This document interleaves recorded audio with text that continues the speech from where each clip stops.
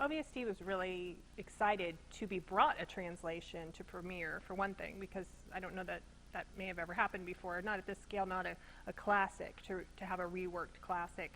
And to be able to take that on and say, yes, you know, I have faith that we can do this, that the actors can do that, that we can pull this off, that the production elements will meet the requirements, and that the audience will come.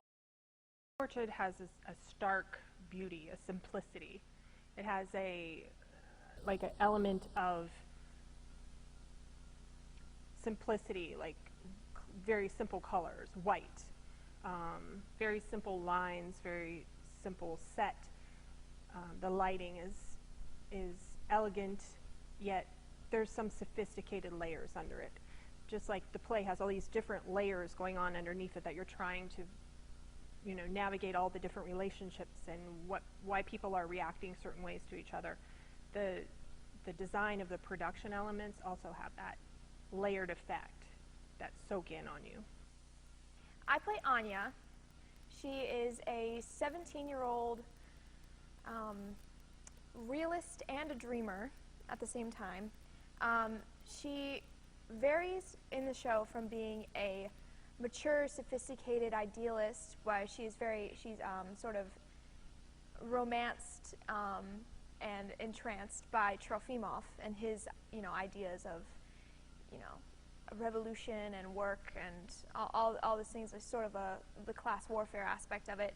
And she varies from that to she has to almost literally care for her mother, as her mother is in this incredible financial crisis. And immediately you get a sense like he's very idealistic and lighthearted, and he doesn't understand this like prevailing attachment that everyone has to the cherry orchard, because it's like a product of like a very broken and exploitative system, and he's like trying to get that across to everyone, and it's just not resonating. Lepankin is the child of a serf whose ancestors were serfs on the cherry orchard. And then in 1871, when the serfdom was abolished in Russia, his family became free, and he went into business and got rich. So that's why he's there, because he kind of grew up there, even though he's not part of the family. He hates being in Russia. He hates everything about Russia and the cherry orchard. Everything he does is an attempt to leave, or get others to leave with him, or to hitch himself to some wagon that will get him out of here. A lot of the original like impressions that come from Chekhov are like dry, slow, and I think we avoid that trap by emphasizing the humor and emphasizing the quirks and eccentricities of the characters. And it's not necessarily like a humorous script, but finding the comedy in it is for me at least, has been a matter of like finding it in the relationships between the characters. Watching somebody else struggle, and watching, you know, even as simple as watching them fall down the stairs or slip on their way in, or cry because they lost their cherry orchard. I expect everyone to be laughing at her when she's weeping.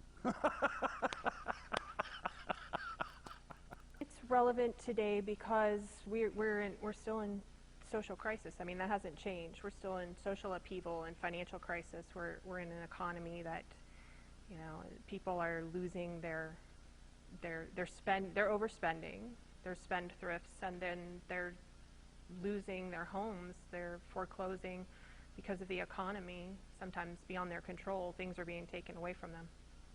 And this is showing how a family in that sort of situation, which was new for that society at the time, how they react to it, how different people react differently. People compare to because we live in Ohio, the current fracking situation and land getting fracked and people going broke and selling their land to the frackers because there's nobody else to buy it and they don't have anything else to do.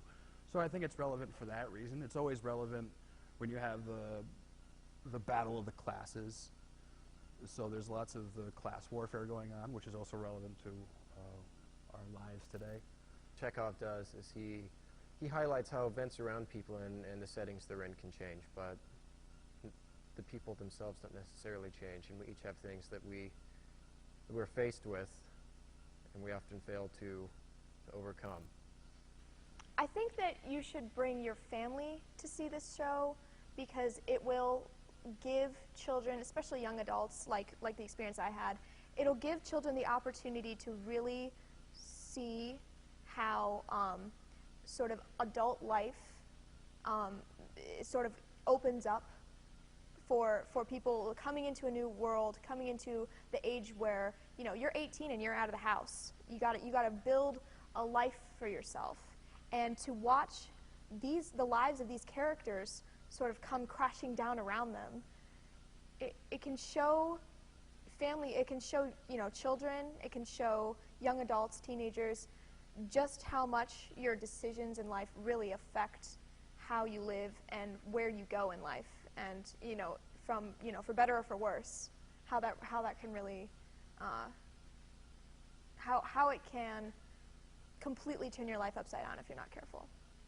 See the Cherry Orchard for the pure reason that it's a classic piece of theater, and that more people need to see these pieces.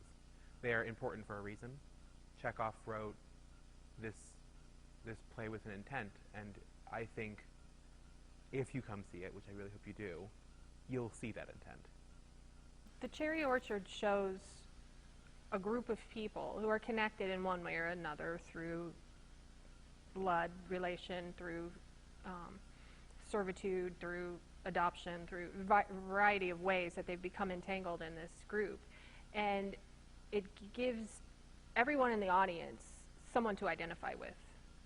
Everyone from a different aspect of age, older people, younger people, people who are identify with what reaction they would do, what would they do in that situation. So I think as a family, when you come together, you kind of see grandma, you kind of see your uncle, you kind of see these different characters and identify, and it gives you something to talk about, it gives you something to take out and continue, not just push the button and stop, but a discussion. It starts a discussion.